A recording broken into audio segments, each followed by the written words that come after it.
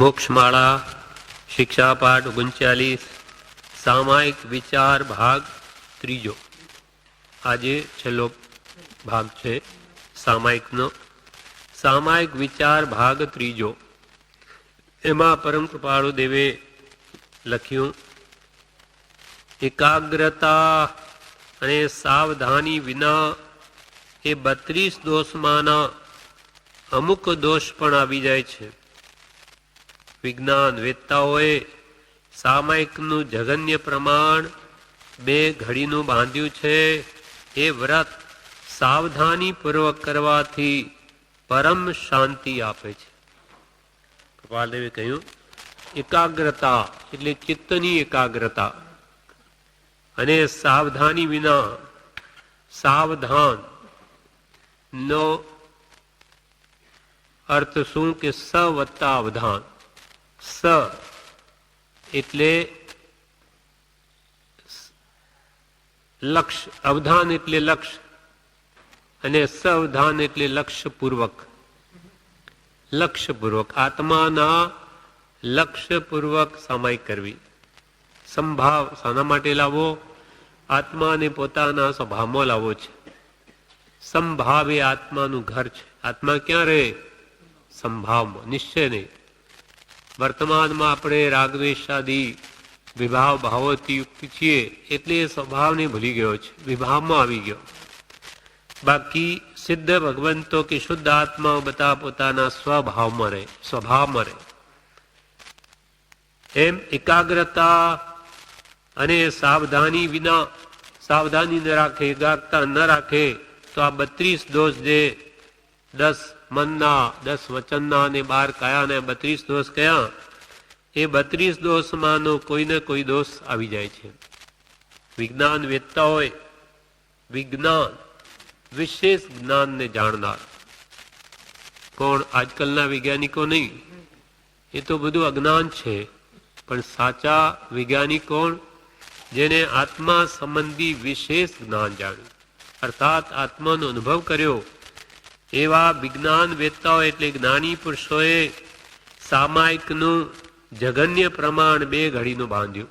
2 ઘડી સુધી ઓછામાં ઓછી સ્થિરતા સામાયિકમાં એટલે સંભાવમાં જીવે કરવી જોઈએ. એ વ્રત સાવધાની પૂર્વક કરવાથી પરમ શાંતિ આપે છે. શા માટે શાંતિ મળે? કેમ કે એમાં આત્માને રાગ દ્વેષમાં જતો રોકે છે. ક્રોધમાં નાયલો હું જવું નહીં, રાગ દ્વેષ કરું નહીં, 5 ઇન્દ્રિયના વિષયોમાં પણ મનને જવા દઉં નહીં.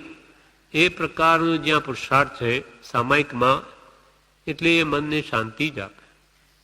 આપણું મન અશાંત શાને લઈને છે? તો કે આ વિષય કસાયને લઈને.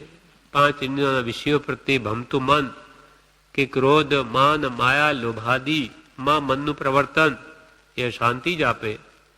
જ્યારે અહીંયા જ્યાં કરવા જ નથી, કશાયો નથી કરવા સામાયિકમાં, કે વિષયો પ્રત્યે પણ વૃત્તિ નથી, તો પછી ત્યાં અશાંતિ શાની? એટલે કૃપાલદેવ કે એ વ્રત, સામાયિક વ્રત, સંભાવમાં રહેવાનું વ્રત જો સાવધાની પૂર્વક કરે તો તેને પરમ શાંતિ જ આપે. કેટલાકનો એ 2 ઘડીનો કાળ જ્યારે જતો નથી ત્યારે તે બહુ કંટાળે છે. સામાયિકમાં નવરાશ લઈ બેસવાથી કાળ જાય પણ ક્યાંથી? 2 ઘડી 48 મિનિટ શું કરવું? સામાયિક શબ્દનો ભાવ જ જેને ખબર ન હોય અને ખાલી 48 મિનિટ બેસી જ રહેવું એવું જ જેને ભાન છે, તેવા જીવોનો કાળ સામાયિકમાં જતો નથી. ખાલી બેઠા શું કરે? એટલે કે જે ત્યાં કંટાળે છે. અને સામાયિકમાં નવરાશ લઈ બેસવાથી કાળ જાય પણ કેવી રીતે? પ્રતિક્રમણ આધુનિક કાળમાં સાવધાનીથી સામાયિક કરનારા બહુ જ થોડા છે.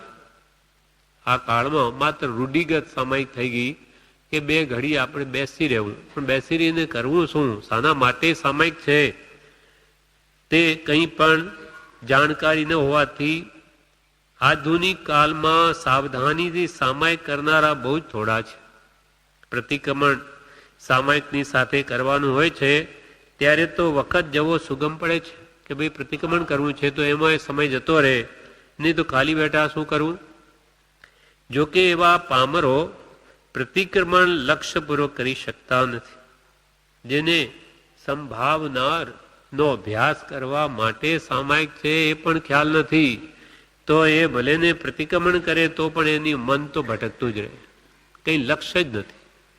એટલે કે ભલે એને પ્રતિક્રમણ કરવાનું હોય તો પણ એવા પામરો પ્રતિક્રમણ લક્ષ્યપૂર્વક કરી શકતા નથી.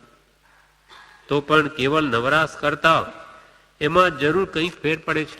સાવરો નવરો માણસ હોય એના કરતો તો કંઈ પ્રતિક્રમણની ક્રિયા કરે તેમાં વળી સારું છે, ન કરતા સારું છે. સામાયિક પણ પૂરું જેઓને આવડતું નથી તેઓ બિચારા સામાયિકમાં પછી બહુ મૂંઝાય છે. કેટલાક ભારે કર્મીઓ એ અવસરમાં વ્યવહારના પ્રપંચો પણ ઘડી રાખે છે. આ નવરો બેઠો નખો જ વાળ્યો, નવરા બેઠા છે અહીંયા, પછી કંઈ વિચારે આપણે શું શું વ્યવહારમાં કામ કરવા, શું પ્રપંચ આવા ત્યાં ઘાટ ઘડી લે. કૃપાલ કે કેટલાક ભારે કર્મીઓ કર્મી ભંતે બોલીને આજ્ઞા તો લઈ લીધી કે ભગવાન હું આપની આજ્ઞાથી હવે 48 મિનિટ સુધી હું સંભાવમાં રહીશ, રાગ વિદેશમાં નહીં જાઉં, વિષય કસાયમાં વૃત્તિને ન જવા દઉં, આવી પ્રતિજ્ઞા લઈ લીધી. અને એ ભાન નથી મેં શું પ્રતિજ્ઞા લીધી એ તો બોલી ગયા માગધી ભાષામાં કરીમી ભંતે સાવયમ સાવજમ જોગમ બચખામી, એ બધું બોલી શું છે એનું ભાન નથી. એટલે કે એવા બિચારા ભારે કર્મીઓ એ અવસરમાં વ્યવહારના પ્રપંચો પણ ઘડી રાખે છે કે આ સામાયિક પૂરી થાય ને ત્યારે પછી આપણે આ પ્રમાણે કરવું, એની યોજના ત્યાં ઘડી લે. તે સાંસારિક યોજનાઓ ઘડવા માટે સામાયિક છે પણ ભાન નથી. એ અવસરમાં વ્યવહારના પ્રપંચો પણ ઘડી રાખે છે. આથી સામાયિક બહુ દોષિત થાય છે, બહુ દોષવાળી સામાયિક થાય છે. એના વિશે વિવેચનમાં બ્રહ્મચારી કહે છે વિજ્ઞાન વેદતા એટલે શાસ્ત્રાદિ વિશેષ જ્ઞાનને જાણનારા એવા જ્ઞાની પુરુષો, તેઓ સામાયિકનો કાલ ઓછામાં ઓછો 2 ઘડીનો ઠરાવ્યો છે. અવધાન એટલે લક્ષ્ય, સાવધાન એટલે સાવધાની પૂર્વક આત્માર્થના લક્ષ્યપૂર્વક સામાયિક વ્રત સાવધાનીથી કરવું જોઈએ, દોષ ન લાગવા દે એવા ઉપયોગપૂર્વક અને એકાગ્રતાથી કરે તો આત્માને પરમ શાંતિ મળે. કે ભાઈ મારો આત્મા વિષય કસાયમાં ન જાય એના માટે સામાયિક નથી, એમ સદા ઉપયોગ જાગ્રત રાખીને ત્યાં આત્મામાં વૃત્તિ રાખે આત્મા તરફ, તો તેને પરમ શાંતિ મળે. સામાયિકમાં 2 ઘડી કામ ન હોય તો બહુ ભારે લાગે. વિષયમાં રસ ન પડે તો કંટાળો, વિષયમાં રસ પડે તો કંટાળો ન આવે. પણ ધર્મ વખતે કર્મ બાંધે તે ભારે કર્મી. કામ કરવા બેઠો ધર્મનું અને ત્યાં પણ ખોટા વિચારો કરીને કર્મ બાંધે એટલે જ્ઞાની પુરુષો એને ભારે કર્મી કહ્યા. એવા જીવો સામાયિક લઈને પણ પાપ વિચાર કરે. સામાયિક સાધન માટે પાપ વિચાર કરવા, સમતા ભાવ મારો આત્માને સમભાવમાં રાખવો છે અને નહીં રાગ દ્વેષ કામ ક્રોધ આદિ ભાવ, કોઈ ભાવમાં મારો આત્મા જાય નહીં એ મારે લક્ષ્યપૂર્વક ધ્યાન રાખવું છે. એના માટે તો સામાયિક લીધી અને એનું ભાન ન હોવાથી ત્યાં જ પાપના વિચાર કરે. જે સામાયિકથી કંટાળે તેને પામર કયા. બિચારા પામર જીવો કેમ કયા? સામાયિકનું ભાન ન હોવાથી માત્ર રૂઢિગત લઈ અને તેમાં કંટાળે તેને પામર કયા. એવા પામર જીવો સામાયિક સાથે પ્રતિક્રમણ કરવાનું હોય તે પણ લક્ષ્યપૂર્વક કરી શકતા નથી. કેમ કે જેને નાની પુરુષ મળ્યાથી આત્માર્થનો લક્ષ્ય થયો નથી, એટલે શા માટે આ બધું કરવું એનું એને કંઈ ભાન નથી. એક રૂઢિગત બાપ દાદો કરતા આવે એટલે આપણે કરવું, પણ શા માટે અને એ કરવાનું પ્રયોજન શું, એથી ફાયદો શું, આપણે આ કરીએ છીએ તેમાં શું લાભ થયો, શું વૃત્તિઓ કંઈ પાછી વળી, એવો કંઈ વિચાર જ નથી. હવે કૃપાલદેવ આગળ જણાવે છે, વિધિપૂર્વક સામક ન થાય એ બહુ ખેદકારક અને કર્મની બાહુલ્યતા છે. વિધિપૂર્વક સામાયિક ન થાય એ બહુ ખેદકારક અને કર્મની બાહુલ્યતા છે. જ્ઞાનીઓને તો આવી વાત સાંભળીને ખેદ થાય છે કે તમે વિધિ લઈને વિધિપૂર્વક ન વર્તો તો એ તો જ્ઞાની પુરુષની આજ્ઞાની અજ્ઞા છે. આજ્ઞાને કંઈ ગણી નહીં તો આજ્ઞા શું કામ લીધી? કોણે કહ્યું તમને આજ્ઞા લેવાનું? વિધિપૂર્વક સામાયિક ન થાય એ બહુ ખેદકારક અને કર્મની બાહુલ્યતા છે. કર્મનું ભારેપણું સૂચવે છે કે આવા જીવોને વિચારા આવી બેસી રહે અને ત્યાં આજ્ઞા લઈને તોડે, એ કર્મની બાહુલ્યતા છે.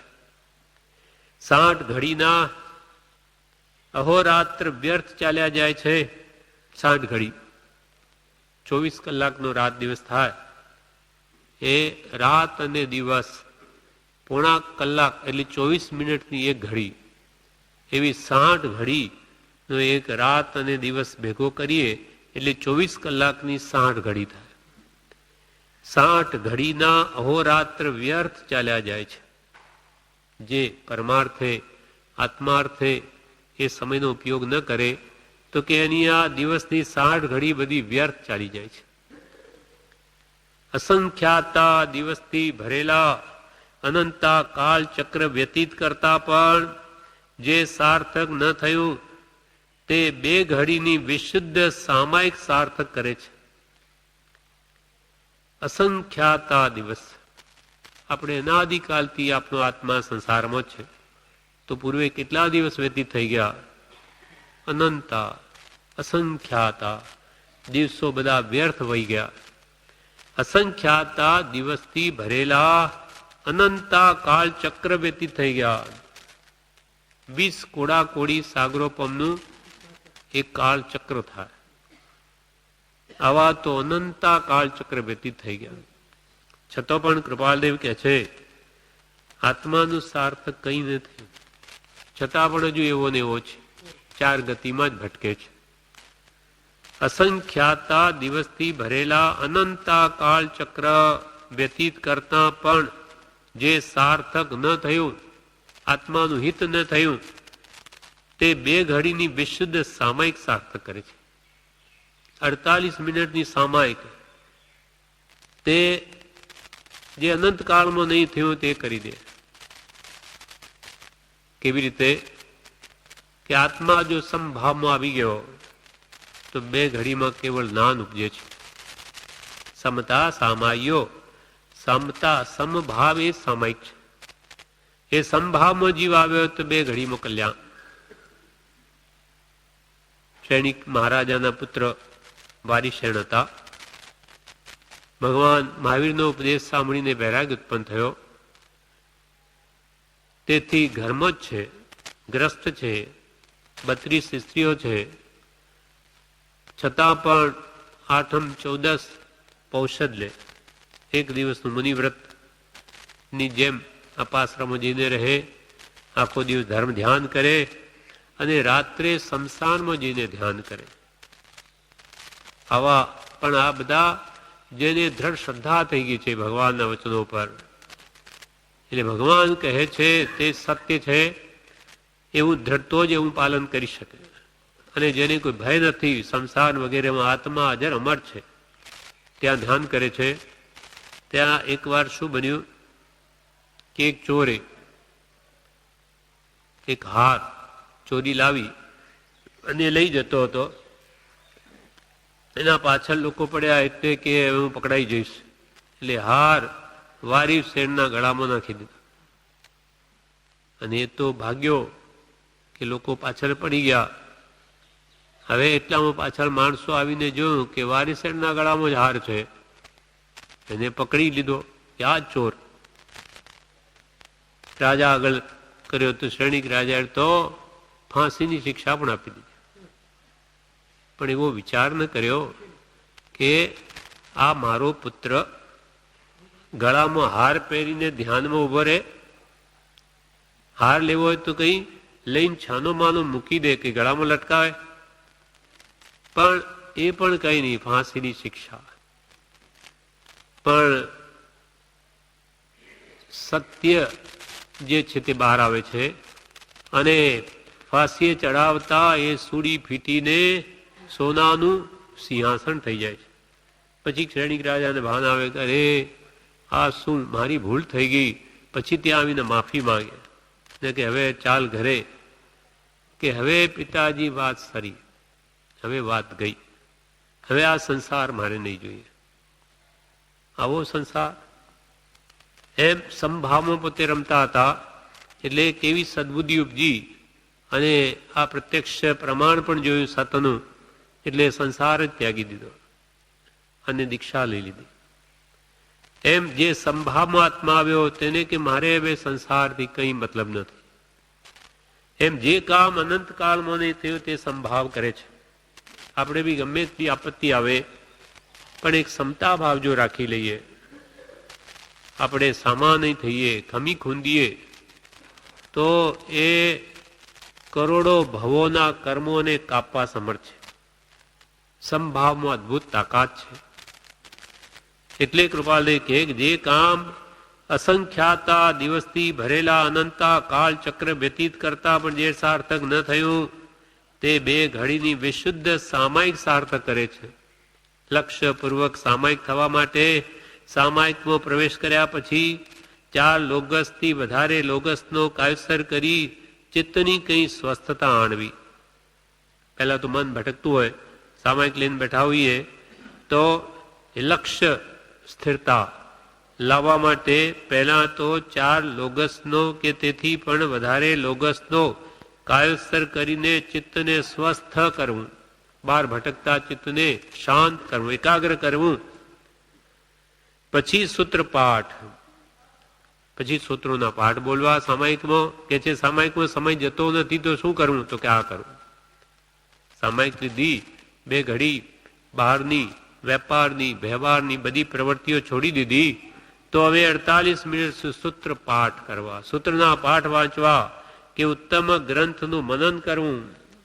ઉત્તમ ગ્રંથ જ્ઞાની પુરુષો દ્વારા ઉપદિષ્ટ શાસ્ત્રો, તેનું ચિંતન કરવું, વાંચીને તે પર વિચાર કરવો.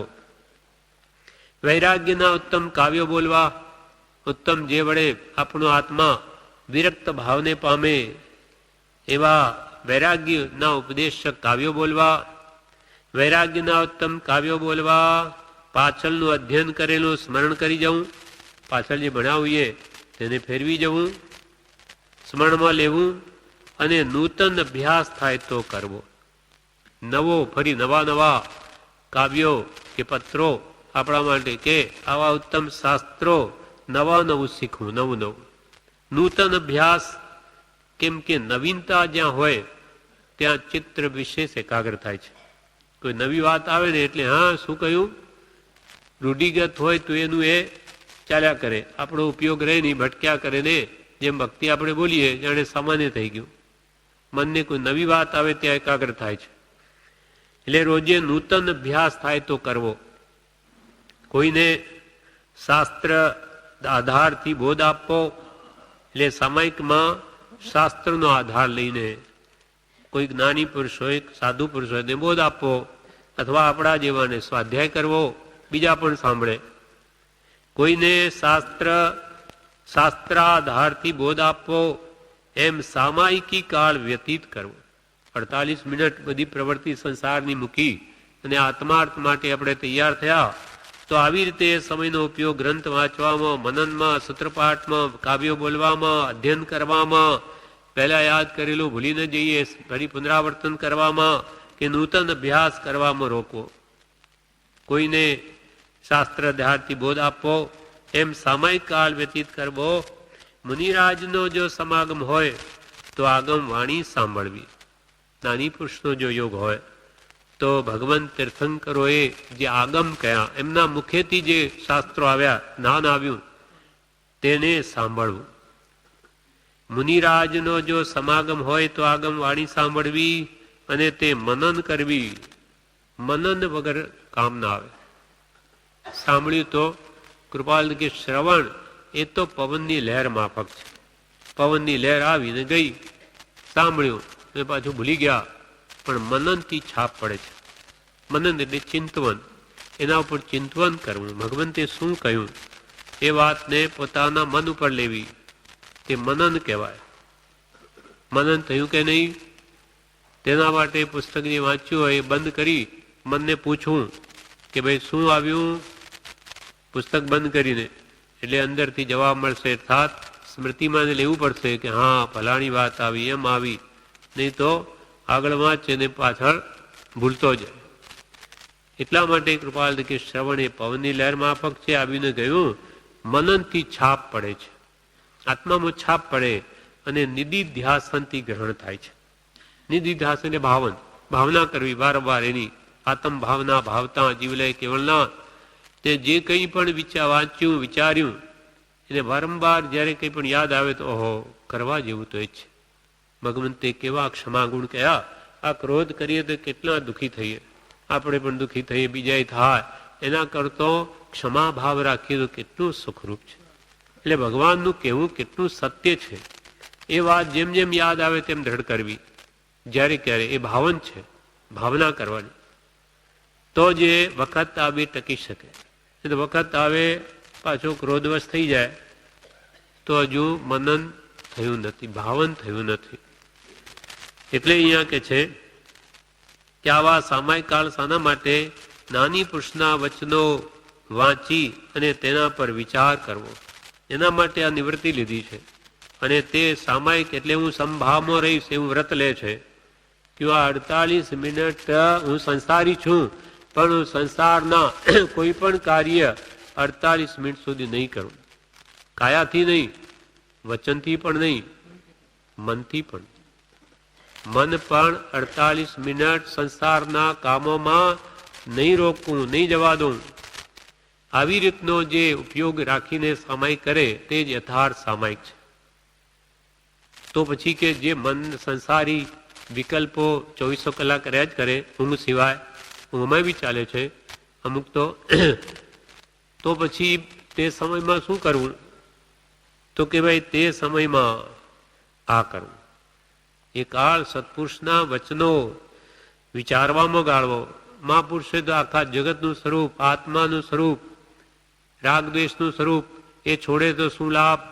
આત્માનું ખરું સુખ શું, દુઃખ શું, એ જે કંઈ પણ વર્ણવ્યું તે 48 મિનિટમાં જગતનો પ્રપંચ મૂકી દઈ કોઈ વિચાર કર્યા વગર આત્માના વિચાર કરો અથવા આત્માની ઉન્નતિ થાય એવા શાસ્ત્રો, વૈરાગ્ય કે એમાં ઉપયોગને લઈ જવો, એનું નામ છે સામાયિક. એ સંભાવનો અભ્યાસ થયો. ત્યારે પણ મન બહાર જ જતું રહે તો એ સામાયિક ન થઈ. એ તો જેમ બહાર હતો તે અહીંયા છે, ફરક શું પડ્યો? એટલે જ્ઞાની પુરુષો દોષિત થઈ સામાયિક. તમે સંભાવનો પ્રતિજ્ઞા લઈને બેઠા ને કરતા ને સંભાવમાં રહેતા નથી, તો એ તો ઉડતું ધર્મ કરતા ધાડ પડી ગઈ. એટલે કે તમે પ્રતિજ્ઞા લઈને ભંગ કર્યો, એ વિશેષ દોષ છે. એટલે આપણને પહેલા અહીંયા અભ્યાસ કરાવે છે કે ભાઈ તમે બધા ભક્તિ સત્સંગ કરો, મનને રોકો, મનને બહાર જવા ન દો. કેમ કે એનો અભ્યાસ છે એટલે વારંવાર એ બહાર જાય છે. ભક્તિમાં રોકો, સ્વાધ્યાયમાં રોકો, સ્મરણમાં રોકો. અને ભક્તિમાં કંઈ બીજો વિકલ્પ આવે તો મનને કહો કે ભાઈ હમણો થોભ, હવે ઘણી થઈ, હમણો થોભ. પાછા ભક્તિ ઉઠે ત્યારે છે જ ને. એમ મનને રોકીને આ તરફ વાળવું. એટલે કૃપાલદેવે કાલે કહ્યું આપણને કે એ પણ એક પ્રકારની સામાયિક છે. સંભાવમાં આવવાનો જ્યાં અભ્યાસ છે તે પણ સામાયિક છે. કૃપાલદેવના પોતાના શબ્દો આપણે કાલે વાંચેલા કે 2 ઘડી સુધી સંભાવ કે સમદર્શિતા ગુણનું પાલન કરવાનું વ્રત તે સામાયિક વ્રત છે. કૃપાલદેવ કહે તેવી દશા ન આવી હોય કે ભાઈ અમારે તો એવી દશા નથી કે અમે સંભાવમાં રહી શકીએ, તેવી દશા ન આવી હોય તો તે પ્રાપ્ત કરવાની ભાવના કે ભાઈ મારે આ જોઈએ છે એવો સંભાવ પ્રાપ્ત કરવાની ભાવનાએ જ્ઞાની પુરુષના વચનમાં વૃત્તિ રાખવાનો પુરુષાર્થ કરવો, તે પણ એક અપેક્ષાએ સામાયિક કહેવાય. કૃપાલજી કે છે એમના શબ્દો કે દશા ન આવી હોય તો દશા પ્રાપ્ત કરવી છે એવી ભાવનાએ તમે જ્ઞાની પુરુષના વચનમાં કે વૃત્તિને રોકો તો એ પણ એક અપેક્ષાએ સામાયિક કહેવાય, સંભાવનો લેવાનો પુરુષાર્થ કહેવાય. અને એ ખરેખર સામાયિક જે વાસ્તવિક છે એને લાવશે. કેમ કે પહેલા આનો અભ્યાસ કરી અને પછી પ્રતિજ્ઞા લે તો તે બરાબર છે. એટલે એક એક આપણો અહીંયા ભક્તિનો સમય 3 સામાયિકનો છે, 2.5 કલાકથી ઓછો નથી, પણ એ સામાયિકનો અભ્યાસ છે, સંભાવનો અભ્યાસ છે. અભ્યાસ થયો કે નહીં, નિમિત્ત આવે ત્યારે ખબર પડે. ક્રોધનું નિમિત્ત આવે, સામા વ્યક્તિ આપણને ગમે તેમ બોલે છતાં પણ આપણે તપી ન જઈએ અને શાંતિ રહે તો કંઈક વાત સમજાણી, કંઈક ઉતર્યું ને એ બોલે તેમ આપણે તપી જઈએ તો જ્ઞાની કે નહીં, તું કંઈ શીખ્યો નથી. પરીક્ષા થાય ત્યારે ખબર પડે.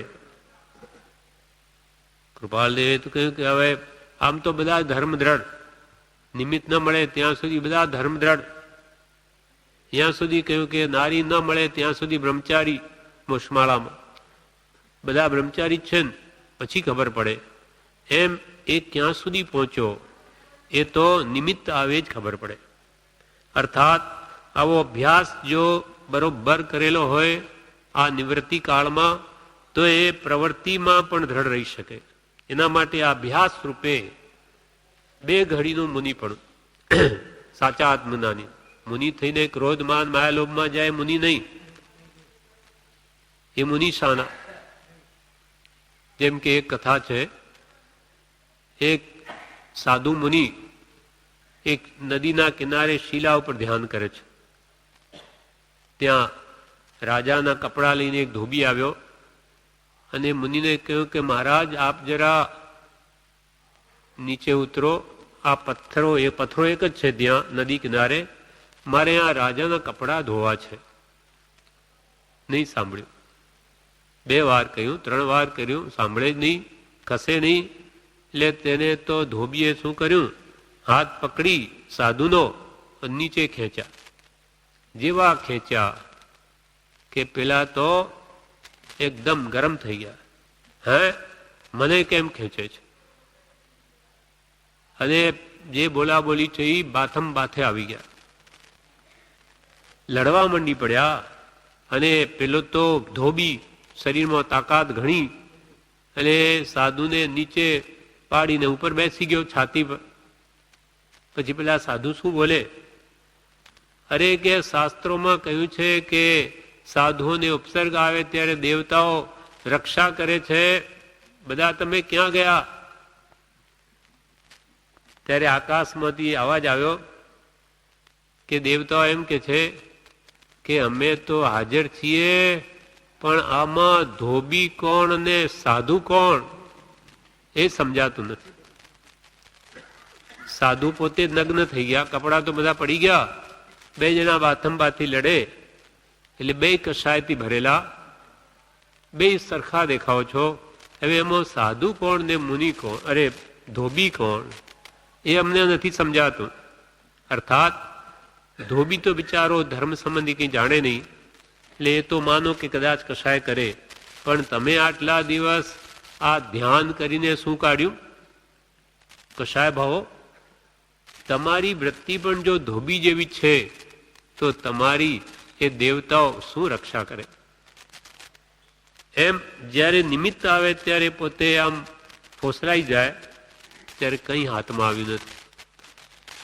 એટલે આવા આપણી કસોટી થાય તો આપણે સારું માનવું કે આપણી પરીક્ષા થાય છે કે ભાઈ આપણે કેટલા સ્થિર રહ્યા, કંઈક પરિણમ્યું કે નહીં. એમ આ અભ્યાસ, આ ભક્તિ સ્વાધ્યાય ઘરે કે અહીંયા એના માટે છે, સંભાવ લાવવા. એટલે કૃપાલ કે તમે જો આ શાસ્ત્ર સામાયિક અથવા સંભાવનો અભ્યાસ કરો તો તમે એના માટે વૈરાગ્ય ઉપદેશક ગ્રંથો વાંચો, શાસ્ત્રનો પરિચય રાખો અને એ વાતને ખૂબ મનન કરો, ચિંતન કરો, જીવનમાં પરિણામ આવો તો તમે કંઈ આગળ વધી શકો. વૈરાગ્ય બોધક કથનનું શ્રવણ કરવું કિંબા કંઈક અભ્યાસ કરવો એ સઘળી યોગવાઈ ન હોય તો કેટલોક ભાગ લક્ષ્યપૂર્વક કાયોત્સર્ગમાં રોકવો. કૃપાલ કે આવા વૈરાગ્યપૂર્ણ ગ્રંથો ન હોય, નાની પુરુષ પ્રત્યક્ષ ઉપદેશ આપનારા ન હોય તો શું કરવું? તો કે તમે કાયોત્સર્ગમાં રહો, સામાયિકમાં. અને કેટલોક ભાગ મહાપુરુષના ચરિત્ર કથામાં ઉપયોગ રોકો. મહાપુરુષના ચરિત્રો વાંચો, કેમ કે કથાનુયોગ એવો છે કે એને પ્રથમ ભૂમિકામાં જીવોને વૃત્તિ સ્થિર કરવામાં બહુ જ મદદરૂપ છે. એને કથાનુયોગ પણ કયો અને પ્રથમાનુયોગ પણ કયો. સૌથી પહેલા ધર્મકથા, રાજા રાણીની આવી વાતો આવે, કેમ કે રોજે પરિચિત છે પોતાના જીવનમાં. અને એને પુણ્ય કર્યું તો જુઓ આવી ગતિ થઈ, પાપ કર્યું તો નર્કમાં ગયો. આ પાપ કહેવાય, પુણ્ય કહેવાય, એને સાક્ષાત કથાઓમાં જાણવા મળે. એટલે ત્યાં વૃત્તિ એની સહેજે સ્થિર થઈ જાય. અને આત્મા સંબંધીની વાતમાં જલ્દી સ્થિર ન થાય. આત્મા છે શું છે કંઈ દેખાતો નથી, અનુભવાતો નથી. એટલે એમાં વૃત્તિ સ્થિર થવી મુશ્કેલ છે. અર્થાત એ દ્રવ્યાનુયોગ છે. વૈરાગ્યોપશમ બળવાન હોય ત્યારે કૃપાલ કે દ્રવ્યાનુયોગ વિચારવો યોગી છે. અને ચિત્ત કસાયવાળું થઈ ગયું હોય, ક્રોધમાન માયલોભ વિશેષ હોય તો ધર્મ કથાનુયોગ વિચારવો યોગી છે. અને પ્રમાદી થઈ ગયું હોય તો ચરણાનુયોગ વિચારવો યોગી છે, ચારિત્ર સંબંધી વાતો. અને જડ જેવું મન થઈ ગયું હોય, કંઈ વિચાર જ ના આવતો હોય તો કર્ણાનુયોગ વિચારવો યોગ છે, કર્મ સંબંધી, કે ત્યાં ગણતરીની વાતો આવે, ગણવું પડે બધું, તે વિચારવો યોગ છે. આમ કંઈ ને કંઈ મનને ખોરાક આપવો, એને નવરું નહીં મૂકવું, નહીં તો તે અનેક ખરાબ વિચારો જ કરશે, કેમ કે અનાદિનો અભ્યાસ. એટલે આવી રીતે ત્યાં પછી કેટલોક ભાગ મહાપુરુષના ચરિત્ર કથામાં રોકવો, પરંતુ જેમ બને તેમ વિવેકથી અને ઉત્સાહથી સામાયિક કાળ વ્યતીત કરવો. વિવેકથી કે ભાઈ હું સામાયિકમાં બેઠો તો મારે શું કરવું જોઈએ, હિત અહિતનો વિચાર કરીને વિવેકથી અને ઉત્સાહથી ધર્મ ક્રિયા કરું છું, ઉત્સાહપૂર્વક સારા ભાવથી, સાચા ભાવથી, અંતરથી તે સામાયિક કાળ વ્યતીત કરવો. કંઈ સાહિત્ય ન હોય તો પંચ પરમેશથી મંત્રનો જાપ જ ઉત્સાહપૂર્વક કરવો, પણ વ્યર્થ કાળ કાઢી નાખવો નહીં. કંઈ નહીં હોય તો મંત્ર કરવો, પંચ પરમેશથી મંત્રનો જાપ કરવો, કે સહજાત્મ સ્વરૂપ પરમ ગુરુ એનો જાપ કરવો. કેમ કે પરમ ગુરુ એ જ પંચ પરમેશથી છે. કોઈ પણ રીતે જીવને મંત્રમાં એને જાપમાં રોકી રાખો, પણ વ્યર્થ કાળ કાઢવો નહીં. ધીરજથી, શાંતિથી અને યત્નાથી સામાયિક કરવું. જેમ બને તેમ સામાયિકમાં શાસ્ત્ર પરિચય વધારવો. ધીરજથી બધા વિકલ્પો મૂકી શાંતિથી અને યત્નાપૂર્વક પોતાનું મન ક્યાં જાય છે તે તરફ ચોકી રાખી અને સામાયિક કરવું, સંભાવમાં આવવું. અને જેમ બને તેમ સામાયિકમાં શાસ્ત્ર પરિચય વધારવો. શાસ્ત્રો ખૂબ વાંચવા તો જ સમ્યક જ્ઞાન વધે, સાચી સમજણ વધે. કૃપાલજીનું વચન, વચનામૃત સંબંધી બ્રહ્મચારીજી કહ્યું કે જેને ઘેર શ્રીમદ રાજચંદ્ર ગ્રંથ છે તેને ઘેર સમજણનો ભંડાર છે. કેમ કે બધા અનુયોગ તેમાં છે. ચરણાનુયોગ, કર્ણાનુયોગ, દ્રવ્યાનુયોગ, ધર્મકથાનુયોગ બધું તેમાં છે. પણ એ કૃપાલજીનું એક એક વચન બહુ જ ગૂઢ છે. ઘણા શાસ્ત્રોનો રહસ્ય છે, મર્મ ભરેલો. એટલે એને સમજવા માટે પાછા પ્રભુ શ્રી બ્રહ્મચારીજીના વચનો આપણને બહુ સહાયરૂપ થાય કે જ્ઞાની પુરુષને કહેવાનો શું આશય એક સમજાય. એનાથી પણ વિશેષ બીજા ઘણા શાસ્ત્રો વાંચેલા હોય તો વિશેષ કૃપાળ દેવના કહેવાનો આશય સમજાય, ભાવ સમજાય. એટલે જેટલું જ્ઞાન કે શાસ્ત્ર પરિચય વધારે તેટલો જ ખુલાસો વધારે થાય, શ્રદ્ધામાં દ્રઢતા આવે. શાસ્ત્રો શું કરે? તત્વા શ્રદ્ધાનમ સમ્યક દર્શન. ભગવંતે જે 7 તત્વ કહ્યા, જીવ તત્વ, આશ્રમ, સંબર, બંધ, મોક્ષ, નિર્જરા, પાપ પુણ્ય વગેરે, એનું શ્રદ્ધાન થાય કે વાત બરોબર એમ જ છે. હું આત્મા જ છું, આ શરીર આદિ પૂતગલ જળ દ્રવ્ય છે, દેહથી ભિન્ન છે, એ બધી વાત દ્રઢ ક્યારે થાય? વારંવાર વિશેષ શાસ્ત્રોનો પરિચય થાય તો. અંત વખતે શાસ્ત્રો યાદ ન રહે, મરતી વખતે. તે વખતે એક સ્મરણમાં ચિત્ત રાખવા કહ્યું, હું સહજાત્મ સ્વરૂપ છું, મારું કંઈ નથી. પણ એ ભાવ દ્રઢ કરવા માટે પહેલા કેટલો અભ્યાસ જોઈએ, તો તે વખતે ભાવ ટકે.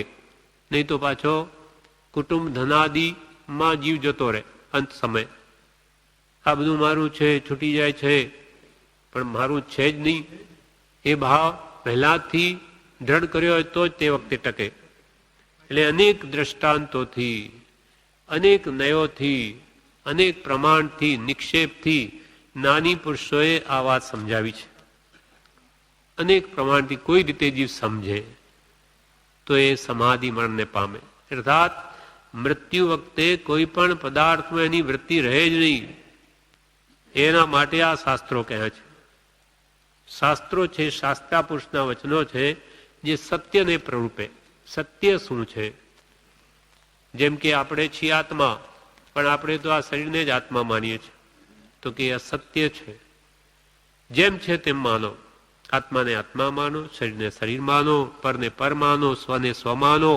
એ અભ્યાસ જેટલો આ જીવન છે ત્યાં સુધી કરી લઈએ દ્રઢપણે, તો એ આ ભાવમાં સમાધિ મરણનું કારણ થાય અને પરભાવમાં પણ સાથે આવે. એ સંસ્કાર સાથે કેટલો લાભ. પછી પરભોમાં મારું નામ નહીં કરે. અને એ ભાવ મારા પણ મમત ભાવ અહીંયા નહીં કાઢ્યો તો ત્યાં એ જ મૂંઝવણ થવાની. મારું તો કોઈનું થયું નથી, થશે પણ નહીં, અને ત્યાંય મૂંઝવશે. એટલે આ ભાવમાં આપણને આ કૃપાલના વચનોથી આ વાત જાણવા મળે. એટલે આ ભાવ આપણે દ્રઢ કરી લેવો છે શાસ્ત્ર પરિચય સત્પુરુષના વચનથી. એમ સામાયિક કાળ તો 48 મિનિટ ઓછામાં ઓછી, પણ કૃપાળુ દેવે તો 9 કલાક કહ્યા છે. 9 કલાક 24માંથી ઓછામાં ઓછા આત્મા માટે ગાળવા. 24 કલાકમાં 9 કલાક, તો પણ બીજા 15 કલાક તો સંસાર માટે કહ્યા છે. એ કરવા નથી કહેતા. ગ્રસ્તને ન ચાલે તો 9 કલાક, એમાં 3 કલાક એક પ્રહર ધર્મ કર્તવ્ય, એક પ્રહર ભક્તિ કર્તવ્ય, અને એક પ્રહર વિદ્યાભ્યાસ. નવું નવું શીખવું, સંસારનું નહીં. એ તો ભૂલવું છે. આત્માને જે સહાયરૂપ થાય તે. આમ 9 કલાક આત્માર્થી ઓછામાં ઓછા કાઢવા. બાકી સંસારમાં ઉપયોગને લઈ જવાની તો એક સમયની જ્ઞાનીની આજ્ઞા નથી. 1 કલાક તો શું કહે, એક સમય પણ તમારો ઉપયોગ વિભામાં જવા ન દો. ક્યાં કે ત્યાં અનંત કર્મનો આશ્રવ છે, એ હવે રોકો. એ ઘણું કે, પણ આપણી યોગ્યતા ન હોય તો કે ભાઈ તમે ધારો તો 9 કલાક તો કાઢી શકો. પણ આ ઉપયોગ હોય, જાગૃતિ હોય તો થાય. નહીં તો આખો દિવસ તો શું, વર્ષો, મહિનાઓ, વર્ષો જીવન વ્યતીત થઈ ગયું. આમાં કેટલો સમય આપણે ઉપયોગમાં લીધો હશે. હવે કે છે કે જાગો અને એ ઉપયોગનો પૂરો લાભ લઈ લો, એ સમયનો. એટલે ધીરજથી, શાંતિથી અને યત્નથી સામાયિક કરવું. જેમ બને તેમ સામાયિકમાં શાસ્ત્ર પરિચય વધારવો. 60 ઘડીના વખતમાંથી 2 ઘડી અવશ્ય બચાવી સામાયિક તો સદભાવથી કરવું. 60 ઘડીમાંથી 2 ઘડી, ખાલી 2, ઓછામાં ઓછા કે 48 મિનિટ તો તમે કાઢો. કોઈ ઊભો ન હોય. આપણને તો પ્રભુ છે તો કહ્યું, પ્રભુ ઘડી નહીં પણ અડધી ઘડી. તુલસીદાસજી કહ્યું ને, ઘડી નહીં આધી મેં પુનિયાદ, તુલસી સંગત સાધુ કી હરે ખોટી અપરાધ. જેમ આપણને ઘડી તો 20 મિનિટની થાય, પ્રભુ છે તો 10 જ મિનિટ. એ 10 મિનિટ તો આપ તારી, હા 24 મિનિટની ઘડી તો આપણને કે 10 મિનિટ તો આ 3 પાઠ માળા એટલો તો ઉપયોગ રોક. સંસારમાં જવાને દે મનને. 10 મિનિટ તોય નથી રહેતું. 10 મિનિટમાંથી 1 મિનિટ માંડ ટકતું હશે. માળા ગણવી છે સજાત્મ સ્વરૂપ પરમ ગુરુ બોલ્યા પછી આખી પૂરી થાય તો પૂરી થઈ ગઈ, માળા તો પતી ગયું. હે પ્રભુ બોલીએ, પાછું પૂરું થાય ખ્યાલ આવે, હે પડી પડી તો જબત પણ મન કેવું ચંચળ ભટકતું જ રહે. 10 મિનિટ પણ આપણે આત્મામાં સંભાવમાં નથી રહી શકતા. તો 48 મિનિટ ક્યાંથી રહી શકીએ? અને માને કે તો સામાયિક કરું છું. પેલા સંભાવ જ ક્યાં છે? આત્માની વૃત્તિ તો ભટકતી છે. એટલે કે પેલા અભ્યાસ કરો, આ મનને રોકો. એ બહુ ચંચળ છે. ક્ષણમાં તો એ લાખો યોજન ચાલ્યું જાય છે. 60 ઘડીના વખતમાંથી 2 ઘડી અવશ્ય બચાવી સામાયિક તો સદભાવથી કરવું. સામાયિક કરવું તો સદભાવ. સદભાવ એટલે શું? તે બ્રહ્મચારીજી આ બધા શબ્દોના અર્થ મોક્ષમાલા વિવેચનમાં આપ્યા છે. સદભાવથી એટલે હોશ, ઉત્સાહ અને પ્રીતિથી કરવું, પ્રેમપૂર્વક સામાયિક કરવું. એટલે અનાદિકાલથી વિવેચનમાં કે છે, આ પાઠ પૂરો થયો કૃપાલદેવનો, વિવેચનમાં કે છે અનાદિકાલથી જે સાર્થક એટલે આત્મિત નથી થયો તે 2 ઘડીની વિશુદ્ધ સામાયિકથી થાય છે. ગજસુકુમાર સંભાવમાં આવીને 2 ઘડીમાં કામ કાઢી નાખ્યું. નેમિનાથ ભગવાન કૃષ્ણ ના ભાઈ છે નાના ગજસુકુમાર. તે ભગવાન નેમિનાથનો ઉપદેશ સાંભળી અને વૈરાગ્ય ભાવ થયો અને કહે કે ભગવંત મારે હજુ કેટલા ભાવ કરવાના? તો કે 1000 ભાવ. 1000 ભાવ જેટલા કર્મો બાકી છે. 1000 ભાવ વૈરાગ્ય ઉત્પન્ન થયો છે. મને તો પ્રભુ 1 ભાવ બી નહીં પાલવે. હું 12 વર્ષની ઉંમરમાં પણ એમ કે છે કે હું 1 ભાવ પણ આ સંસારમાં હવે રહી નહીં શકું, માટે કોઈ આ ઉપાય બતાવો. ભગવંત તો કેવળ જ્ઞાની છે, ત્રિકાળ જ્ઞાની. એટલે કે જાઓ શમશાનમાં ધ્યાનમાં ઉભા રહો. ત્યાં જઈને આત્મ ધ્યાનમાં આજ્ઞા શિરોધારી કરી ધ્યાનમાં ઉભા. સસરો આવ્યો કે મારી પુત્રી ના સગપણ કરીને અહીંયા બેઠો છે, અહીંયા ઉભો રહ્યો પૂર્વનું વેર. એટલે એને એવું સૂઝ્યું કે આ હવે સાધુ થયો છે. માટીની પાળ બાંધી અને શમશાનમાંથી અંગા લઈને ભરી દીધા. તે સંભાવમાં રહી આવો ભયંકર મરણાંત પરિસહ સંભાવે સહન કરી ને તત્ક્ષણ શ્રેણી માંડી કેવળ ઉપજાવી કેવળના ને મોક્ષે જ પધારી. 1000 ભવોની કર્મોને કાપી નાખ્યા. સંભાવમાં કેટલી તાકાત છે! એટલે ભગવાન મહાવીર કે સમતા સામાયિયો. સામાયિક શું? તો કે સંભાવ. તમે સંભાવમાં આવો એ સામાયિક છે. સામાયિક લઈને બેસવાથી એ વિશેષ આરાધનાનું એક નિમિત્ત છે. બાકી ડગલે ને પગલે પરિસર છે અને સંભાવથી સહન કરો તો તમે સામાયિકનો અભ્યાસ જ કરો છો. પણ એકદમ નહીં થાય. સ્વાધ્યાય સવાર બપોર સાંજ ભક્તિ સ્વાધ્યાય કરતા હોઈએ, ઉપયોગ જાગ્રત રહે તો સંભાવ તરફ લક્ષ રહે, નહીં તો નિમિત્ત આવે આપણને તે મય થઈ જઈશું. આમ અહીંયા કે છે કે સામાયિક માં શાસ્ત્ર પરિચય વધારવો અને બને તો સામાયિક સદભાવથી એટલે હોંશથી ઉત્સાહથી અને પ્રીતિથી કરવું. એક સામાયિકનો શું લાભ છે એના ઉપર એક દ્રષ્ટાંત છે. ઉપદેશ પ્રસાદ ભાષાંતર 3માં આપ્યું છે કે એક પદ્મ શ્રેષ્ઠી, પદ્મ નામના શેઠ છે. પદ્મ શ્રેષ્ઠી એનો એક પુત્ર છે. પુત્ર એકાએક છે પણ વ્યસની. વ્યસની સાતે વ્યસનમાં પૂરો. એટલે પિતાએ ઘણો સમજાવ્યું, માને જ નહીં. રાત્રે ચોરીઓ કરે. ઘરે ઓછું છતાં પણ વ્યસનીને તો કરોડો હોય તો ઓછા, ઘરથી મળે નહીં એટલું. એટલે જુગાર રમવો, બધા જ વ્યસન સેવે. એટલે એકથી બીજા વ્યસન બધા વળગે, કેમ કે બધા સંગ જ ખોટો. એટલે ચોરી કરે.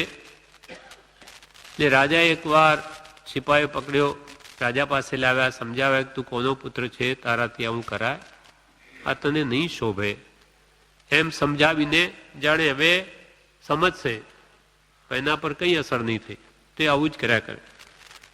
એટલે શેઠને આ વાત રાજાએ કરી અને એને દેશ નિકાલ આપ્યો.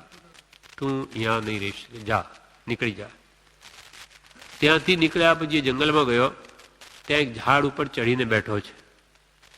ત્યાં વિચારે છે કે આજે હું કોની ચોરી કરું, કેવી રીતે કરું. સંસ્કાર પડે અને એ જ સૂજે, વ્યસનીને વ્યસન જ સૂજે. ત્યાં એણે શું જોયું કે એક સિદ્ધ પુરુષ જેને વિદ્યા સિદ્ધ છે, એ જોડા પહેરીને આવ્યા છે અને નાહવા ગયા કે પગરખાં પેલા પાવડી ત્યાં ઉતારી, એટલે એને એમ થયું કે આને લઈને જ ઉડે છે. એટલે પેલાએ શું કર્યું, પેલી જોડા પહેરી લીધા અને પોતે જ ઉડી ગયો. પેલો સિદ્ધ પુરુષ તો નાવા જ, પોતે જોડા પહેરીને ઉડ્યો. ઉડીને પાછો જ્યાં પોતે રહેતો હતો એ જ ગામમાં આવ્યો. પાછી ચોરીઓ કરવા માંડ્યો. પણ હવે તો આ તો એવું ઉડે ખબર જ ન પડે, રાજા પણ પકડી ન શકે કે આ કોણ છે એવો. પછી એક દિવસે એક જંગલમાં એક ચંડિકાનું મંદિર જોયું. એટલે એને આજે અહીંયા ઊભા રહીએ અમુક સૈનિકોને રાજા, કે કદાચ અહીંયા ચોર આવતો હોય તો આ એક ખૂણામાં ઘર છે આ મંદિર. રાત્રે ત્યાં આવ્યો.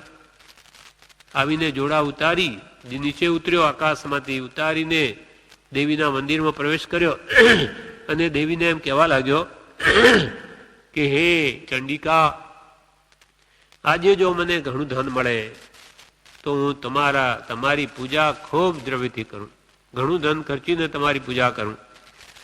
રાજાએ છાનીમાની અવાજ સાંભળી લીધી કે આ ચોર છે. એણે શું કર્યું, પેલી પાવડીમાંથી એક પાવડી લઈ લીધી. વિચારમાં બધા હોશિયાર પુરુષો સાથે એક લઈ લીધી. પેલો આવ્યો, અરે પેલું ગયું ક્યાં, હવે ઉડે કેવી રીતે? એટલે પછી એ કે અહીંયા કોઈક છે, એટલે ભાગ્યો, તરત જ પકડી લેશે મને. દોડતા દોડતા ત્યાં જંગલમાં એના પુણ્ય ઉદય કોઈ મહાત્મા મળી આવ્યા. અને હવે થયું કે મારું પાપ ફૂટ્યું, ઘણા પાપ કર્યા છે તો જૈનનો દીકરો. એટલે હવે પાછી મતિ બીજી આવી કે મેં બહુ પાપ કર્યા, હવે મને પકડી લેશે ને મારી નાખશે, ફાંસીને ચડાવે સજા. એટલે મહાત્માને કહે કે ભગવાન મને કોઈ એવો ઉપાય બતાવો, મેં બહુ પાપ કર્યા છે, હવે એથી હું કેવી રીતે છૂટું? ત્યારે ભગવંતે એમ કહ્યું, જ્ઞાની ભગવંતે, કે તું સામાયિક સમભાવમાં આવી જા, ધ્યાનમાં બેસી જા, સમતા ભાવમાં રહે, કોઈના પ્રત્યે રાગ દ્વેષ કર્મા, કે જેવી આપની આજ્ઞા. એ તો ત્યાં જઈને ધ્યાનમાં બેસી ગયો. બસ મેં બહુ પાપ કર્યા, મેં કેટલાને દુઃખ આપ્યા, મેં એ કર્યું તે કર્યું. ત્યાં બધા પાપનો પશ્ચાતાપ જ કરે છે, પ્રસન્નચંદ્ર રાજર્ષની જેમ. બધા પાપોને યાદ કરી ને પોતાના દોષો જોઈએ, હું કેવો નીચ હલકો, કેવા કુલમાં જન્મ્યો, મેં કેવા કામ કરે, હે ભગવાન મારા અપરાધ ક્ષમા કરો, હું કોઈ દિવસ આવું પાપ નહીં કરું. એમ વારંવાર પશ્ચાતાપ કરતા પ્રસન્નચંદ્ર રાજર્ષિની જેમ બધા પાપો ક્ષય થઈ ગયા અને ત્યાં શ્રેણી માંડીને કેવળ જ્ઞાન ઉત્પન્ન થયું. આવો ચોર કેવડી બની ગયો. ત્યાં પેલા પાછળ બધા આવ્યા, એ તો ત્યાં રાજાને વગેરે જોતા છે કે આ ધ્યાનથી પારે તો કંઈક એને પૂછીએ કે પકડીએ, પણ ધ્યાન તો છૂટતું નથી.